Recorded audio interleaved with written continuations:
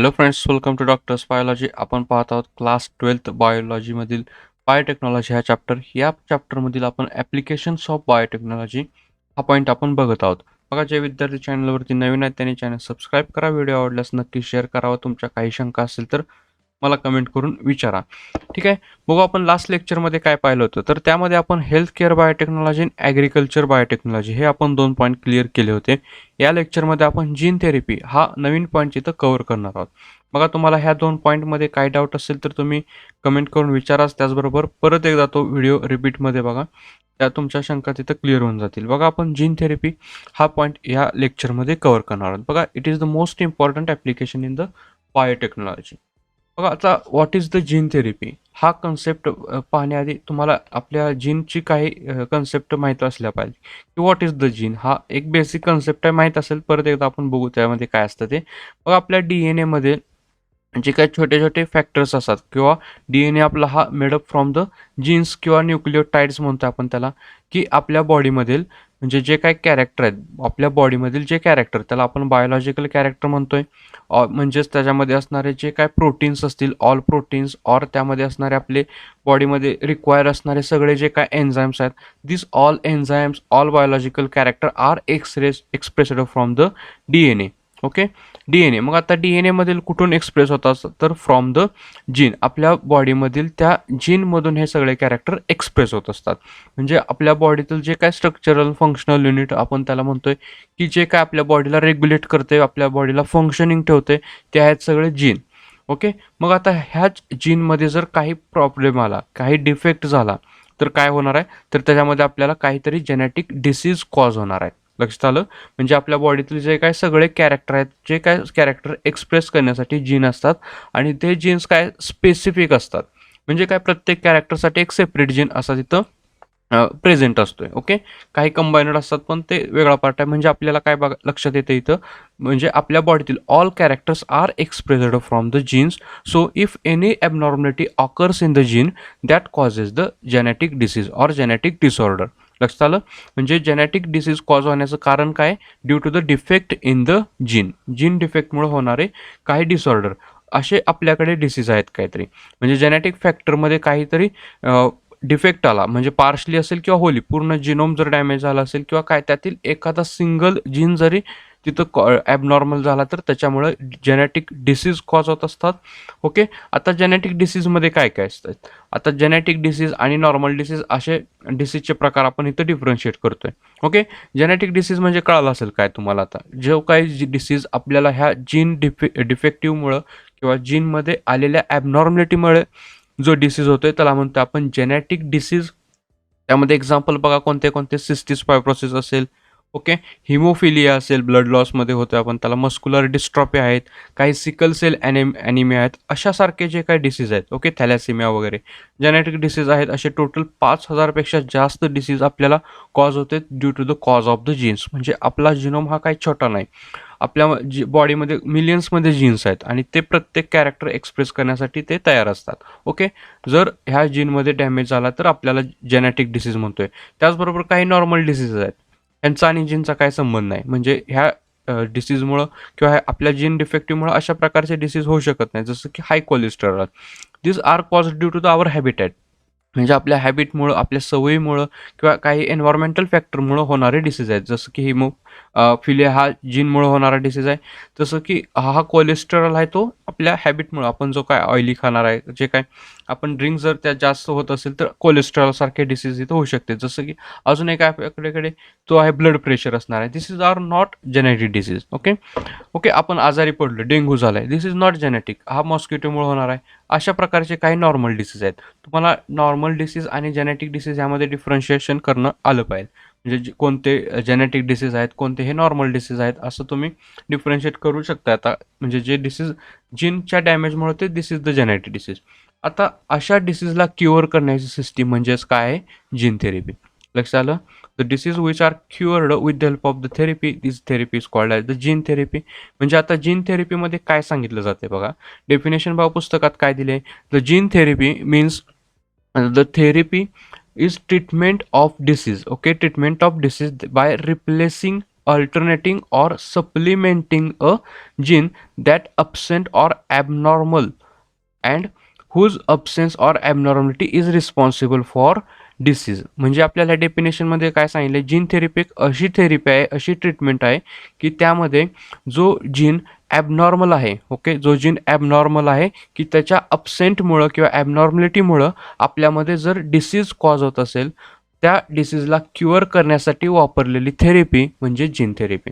लक्षात आलं. एखाद्या जीनमुळं जो काय आपल्यामध्ये ॲबनॉर्मलिटी आली, ती ॲबनॉर्मलिटी क्युअर करण्यासाठी, ती ॲबनॉर्मलिटी रिपेअर करण्यासाठी जी थेरपी आपण वापरतो, दिस इज द जीन थेरपी. म्हणजे एखादा defective gene, abnormal gene absent असेल किंवा त्यामध्ये काहीतरी मिसफंक्शनिंग होत असेल, तो क्युअर करणे, तो रिपेअर करणे, this is the gene therapy. Okay, clear आहे आता. बघा आता आपण ह्या जीन थेरपीचा कोणत्या कोणत्या वेने यूज करत असतो हे आपण बघू आता. ह्यामध्ये काय डाऊट नसेल तुम्हाला, हे क्लिअर आहे. जर काही डाऊट असेल तर लगेच विचारा कमेंट करून, जेणेकरून तुमच्या काय शंका असतील त्या मी क्लिअर करू. ठीक आहे. त्यानंतर बघा आपण ह्यामध्ये बघणार आहे की वेज, म्हणजे आपण जीन थेरपी कोणत्या कोणत्या वेने आपण तिथे यूज करू शकतोय. कन्सेप्ट आहेत, छोट्या आहेत, सिम्पल आहेत. तुम्ही ह्या replacing missing or defective gene काय असणार आहे यामध्ये, जर त्या DNA मध्ये एखादा डिफेक्टिव्ह जीन आहे, तो काय करणार आहे आपण, रिप्लेस करणार आहे. ओके, एखादा ॲबनॉर्मल जीन आहे, तो आपण एखादा फंक्शनिंग जीन आपण तिथं ॲड करणार आहे, त्याला रिप्लेसिंग करू शकतो आपण. ठीक आहे. त्याचबरोबर deliver gene that speed the destruction of the cancer cell. एखाद्या सेल सायकलमध्ये आलेल्या ॲबनॉर्मलिटीमुळे किंवा ॲबनॉर्मल सेल ग्रोथमुळे जो काय सेल तयार होणार आहे, त्याला कॅन्सर सेल म्हणतो आपण. त्या कॅन्सर सेलचा स्पीड डिस्ट्रक्ट करण्यासाठी, म्हणजे त्या कॅन्सर सेलची ग्रोथ स्टॉप करण्यासाठी, इनहिबिट करण्यासाठी आपण ह्या जीन थेरपीचा यूज करू शकतोय. अजून काय सांगितलं, supply the that causes the cancer cell revert to the normal. ज्या सेल सायकलमध्ये किंवा ज्या सेलमध्ये ॲबनॉर्मल ग्रोथ यायला लागली आपल्याला किंवा ॲबनॉर्मल ग्रोथ होत असते, अशा सेलची ग्रोथ स्टॉप करणे, इनहिबिट करणे, जेणेकरून त्या सेल कॅन्सर सेलमध्ये कन्व्हर्ट होणार नाहीत किंवा कॅन्सर सेलची तिथं ग्रोथ होणार नाही. हे ट्रीटमेंट पण आपण जीन थेरपी थ्रू करू शकतोय. ओके. त्याचबरोबर deliver the bacterial or viral gene as a form of the vaccination. Okay. एखाद्या बॅक्टेरियाचा किंवा व्हायरलचा आपण जीन आपण त्यामध्ये अभ्यास करून, स्टडी करून त्यामध्ये वॅक्सिनेशन प्रोडक्शनसाठी, आता कोरोनावरती जे काय वॅक्सिन बनवलं, ते वॅक्सिन बनवण्यासाठी पहिल्यांदा कोरोनाचा जीन अभ्यास करणं गरजेचं होतं. कोरोनाचा जो काय जेनेटिक मटेरियल आहे, ते जेनेटिक मटेरियल अभ्यास करणं गरजेचं होतं. ते अभ्यास करून त्याच्यावरती जो काय आपण वॅक्सिन बनवलंय with the help of the gene therapy. Okay. त्याचबरोबर काय सांगितलं, deliver the DNA to the antigen expression and generation of the immune response. एखाद्या पर्सनमध्ये अँटीजन आपण त्यात रिप्रेझेंट करणं, जेणेकरून त्या बॉडीमध्ये किंवा त्या पर्सनमध्ये इम्युन रिस्पॉन्स क्रिएट होणं गरजेचं असते. बघा फॉर एक्झाम्पल बघा, एक पर्सन आहे, असा एक ह्युमन असेल किंवा कोणतरी एक XYZ पर्सन आहे असा, त्याच्यामध्ये एक जर अँटीजन आला, म्हणजे एखादा व्हायरस असेल किंवा एखादा बॅक्टेरिया असेल, तो आला, व्हायरस जेव्हा एंटर होणार आहे, जर तो बॉडीला डिटेक्ट झालाच नाही तर काय होणार आहे, तर त्याच्या बॉडीमध्ये तो स्प्रेड होणार आहे आणि त्याला तो किल करू शकणार आहे किंवा त्याच्यामध्ये डिसीज कॉज करणार आहे. मग ह्या जीन थेरपी थ्रू काय केलं जातं, तर तो अँटीजन आहे. अँटीजन म्हणजे काय, तो फॉरेजन मटेरियल आहे, तो एक्सप्रेस झाला पाहिजे, म्हणजे त्या बॉडीला डिटेक्ट झाला पाहिजे. जर डिटेक्ट झाला की काय करणार आहे, बॉडी आपल्या बॉडीमधील जे काय इम्युन रिस्पॉन्स आहे, तो त्याला ॲटोमॅटिकली किल करणार आहे. This is the technique for the curing the any bacterial or viral disease. Okay. त्याचबरोबर supply of the gene impairing of the viral replication, म्हणजे व्हायरल जो काय व्हायरस किंवा बॅक्टेरिया आपल्या बॉडीमध्ये एंटर होतंय, एखाद्या पर्सनच्या बॉडीमध्ये एंटर होतंय, त्याचं जे काय रिप्लिकेशन आहे, त्या रिप्लिकेशनमुळं तो बॉडीमध्ये एक्सप्रेस होतोय किंवा त्याची ग्रोथ करून घेते, ते रिप्लिकेशन स्टॉप करणे. This is the with the help of the gene therapy. त्यामध्ये काय सांगितलं बघा, to provide the gene that promote or impede the growth of the new tissue. एखाद्या टिश्यूची ग्रोथ इम्पेड म्हणजे थांबवत असेल एखादा जीन, तर त्याला आपण प्रमोट करायचं किंवा त्याला स्टॉप करायची, त्याची ग्रोथ तिथं स्टॉप करून जर टिश्यू डेव्हलपमेंट असेल किंवा एखाद्या ऑपरेशन वेळेस जर जे काय टिश्यू किंवा कॅन्सरमध्ये जे काय ट्युमर वगैरे रिमूव्ह केलेले असेल, तिथली जे काय टिश्यू आहेत ते डॅमेज झालेले असेल, त्या टिश्यूची ग्रोथ करून आणण्यासाठी किंवा नॉर्मल करण्यासाठी आपण ह्या जीन थेरपीचा यूज करू शकतोय. आणि लास्टला काय बघतो आपण, स्टिम्युलेट द हिलिंग. ओके. आता सांगितल्याप्रमाणे एखाद्या डॅमेज टिश्यू असेल तर ते क्युअर करण्यासाठी पण, त्या टिश्यूची ग्रोथ होण्यासाठी पण आपण ह्या जीन थेरपीचा तिथे यूज करू शकतोय. अशा प्रकारे आपण जीन थेरपी तिथं यूज करत असतो. एवढ्या वेळेने आपण जीन थेरपीचा वापर करणार आहे इन द मेडिसिन. सिंपल आहे, कन्सेप्ट आहेत. एकदा वाचून बघा, तुम्ही स्क्रीनशॉट काढून घ्या आणि जर तुम्ही रिपीट करा. पुस्तकामध्ये पण दिले, पण अशा सिक्वेन्सने दिलं नाही पुस्तकामध्ये. तुम्ही क्लिअरली तिथं वाचू शकताय. बघा आता जीन थेरपीच्या 2 टाईपमध्ये आपण त्याला डिवाइड केले. म्हणजे त्याला टाइप्स ऑफ जीन थेरपी म्हणा किंवा forms of the gene therapy म्हणा. आपण 2 फॉर्ममध्ये जीन थेरपीचा स्टडी करतोय. त्यामध्ये पहिली थेरपी आहे ती germ line gene therapy. Okay, first one is the germ line gene therapy. आणि त्यानंतरची बघायचं आपल्याला सोमॅटिक सेल जीन थेरपी. हे जर्म लाईन आणि सोमॅटिक सेल यामध्ये आपण जीन थेरपीला डिफरन्शिएट केले किंवा आपण त्याचे टाईप्स केलेत असं आपण त्याला म्हणू शकतोय. जर्म लाईन जीन थेरपी काय असते बघा. आता ह्यामध्ये काय बघतोय की जी काय ॲबनॉर्मलिटी आहे, ओके, ॲबनॉर्मलिटी जी काय आहे ती आपण जर्म सेलमध्येच डिटेक्ट केली.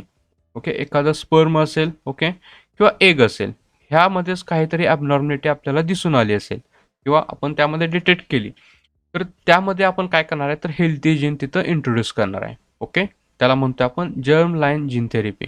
म्हणजे बघा काय सांगितलं जातं, healthy gene can be introduced into the germ sale.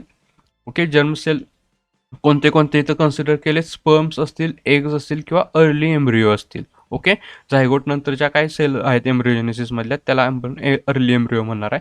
इथं कंप्लीट डेव्हलपमेंट झालेली नाही किंवा आपण त्याला काय म्हणणार आहे, जर्म सेल म्हणणार आहे. ओके, जर आपण एखाद्या जर्म सेलमध्ये डिफेक्ट पाहिला असेल तो आपण तिथं क्युअर केला with the help of the healthy gene introduction.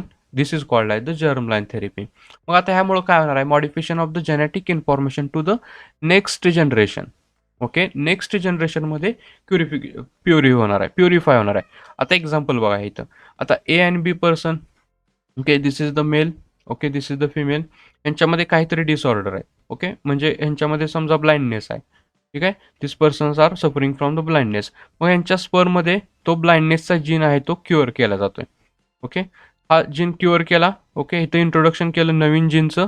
Okay, ह्याच्यामध्ये जर नवीन आपण जीन तिथे इंट्रोड्यूस केला आणि जो काय पर्सन नवीन नेक्स्ट जनरेशन तयार होणार आहे, न्यू जनरेशन तयार होणार आहे, त्याच्यामध्ये ह्या ब्लाइंडनेस इथं आला नाही. ओके, म्हणजे काय झाला, this is the therapy by germ line therapy. Okay, germ लाईनमध्ये आपण काय केलं, तर तिथं इंट्रोडक्शन केलं जो काय फंक्शनिंग किंवा हेल्दी जीनचं, जेणेकरून न्यू जनरेशन आहे, नेक्स्ट जनरेशन आहे ती born with the healthy functional genes. Okay, अशा प्रकारे आपण तिथं करणार आहे.